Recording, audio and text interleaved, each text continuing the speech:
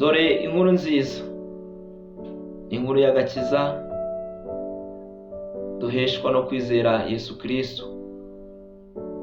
Ni inkuru nziza ku batuye isi bose. Ni inkuru ya Yesu waje mu isi kugira ngo twese tubone ubuzima. Niwe mfura mu kuzuka kandi niwe byose bikesha kubaho. Imana ishimwe cyane. Uyu Yesu Imana yamuhinduye icyaha atarigeze kukimenya. Yajyanywe nk'intama igiye mu ibagiro.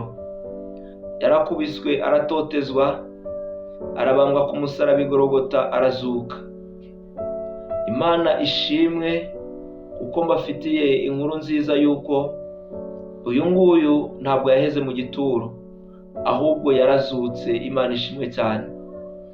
Umuryango wa Gospel TV Rwanda tubifurije Noheli nziza n'umwaka muhire wa 2024.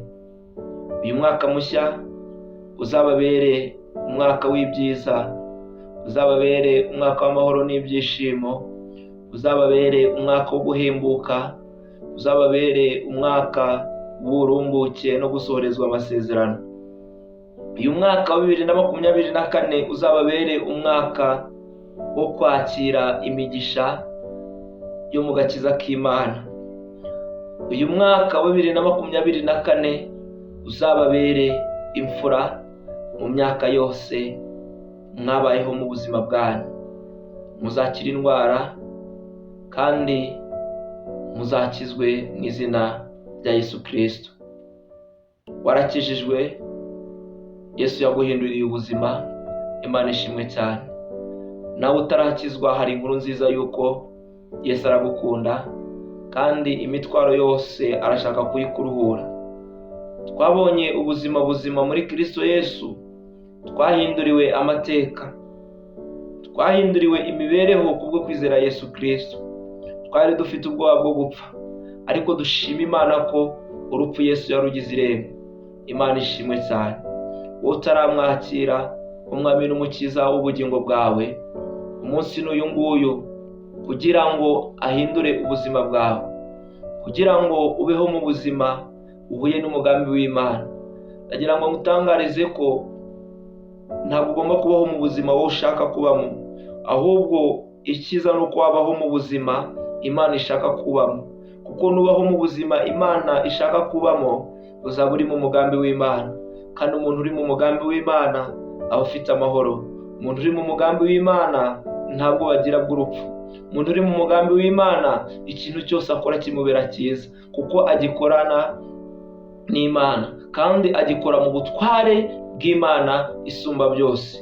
Ijambo ry'Imana riri muri we, abana n'Imana, Umwuka Wera aramuyobora. Imana ishimwe cyane. Rero ubuzima bwawe ni impano Imana yaguhaye. Ni impano ikomeye cyane, nta kiguzi na kimwe wabona watanga kugira ngo uronke ubuzima wahawe. Rero wibupfusha ubusa, baho uko Imana ishaka. Ndagira ngo nkubwire ngo umuntu wese uriho mu buzima ashaka Imana idashaka, uwo nguwo ari kwiyonona. Kandi niba uri kwiyonona ubwawe, ubuzima bwawe uraburoha. Uyu mwaka wa 2024 ndakwifuriza kuzabaho mu buzima Imana ishaka kubamo, apana kubaho mu buzima bwawe wowe ushaka ko ubamo. Erega ubuzima uyobowe n'Imana ni ubuzima bwiza cyane. Ntacyo wabunganya nabwo.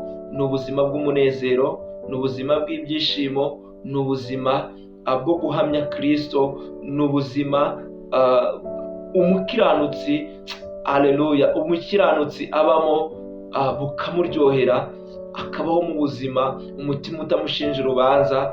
Haleluya. Kandi iyo umutima utaducira urubanza, ni ukuri turatinyuka.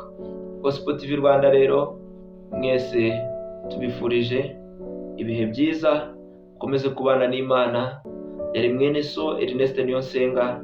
Tubifurije guhirwa muri byose, ariko nanone tubifurije kuzura Umwuka Wera. Imana ibane namwe none n'iteka ryose. Amen.